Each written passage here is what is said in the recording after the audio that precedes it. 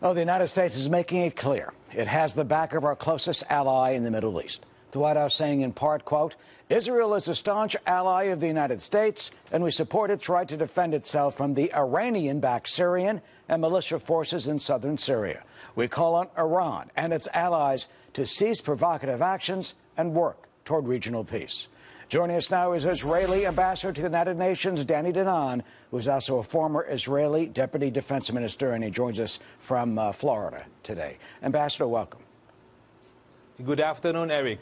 First, your reaction to, it really is a brazen and bold incursion by Tehran. Can you imagine Tehran sending a drone over your borders, the IDF calling it a quote, serious Iranian attack on Israeli territory? Eric, it's a blatant violation of our sovereignty. Can you imagine an Iranian drone flying over Europe, over the US, over Russia? What would have been the reaction of those countries?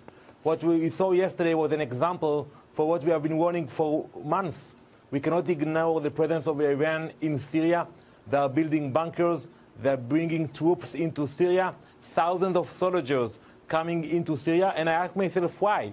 ISIS has been defeated. So why the Iranians are building factories of missiles? Why they are bringing more troops? The only reason is to threaten Israel, to destabilize the region.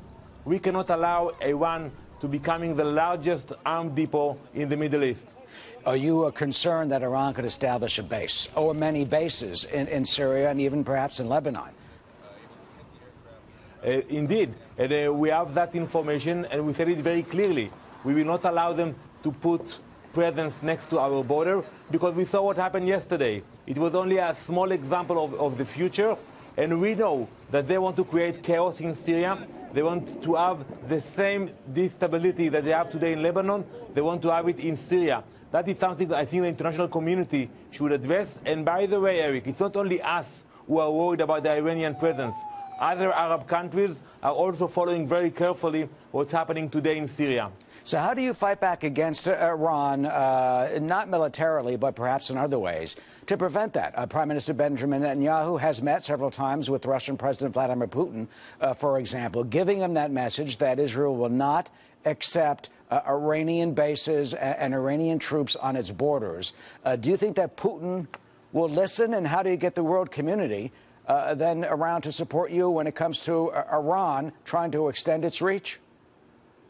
First, we expect the international community to speak very clearly about those violations. The Security Council passed resolutions that the Iranians are not obeying to them. So I think we should expect more from the UN, from the international community. But also, when we speak about the future of Syria, we have to make sure that those who are involved in the future agreement in Syria will know that the Syrians cannot put their forces next to our border, next to the Jordanian border. They have nothing to do today in Syria. Look at the demography of Syria today. It's not a Shiite state, but still today you see the Iranian recruiting militias from Afghanistan, Pakistan, Iraq. They're paying them good money in order to come and to fight in Syria against Israel and to increase the instability. Look, Israel has struck back at least, 100 times or so, they say, to Iranian depots that are supplying Hezbollah with missiles, as many as 150,000 missiles, perhaps, up there on the Lebanese border, as well as the fact that in Damascus you've carried out these type of attacks. What is your message, and how do you think the U.S. should react in terms of trying to stop Iran, and if that is even possible? Or is this the first step toward, what potentially could be a broader conflict? We don't seek any escalation.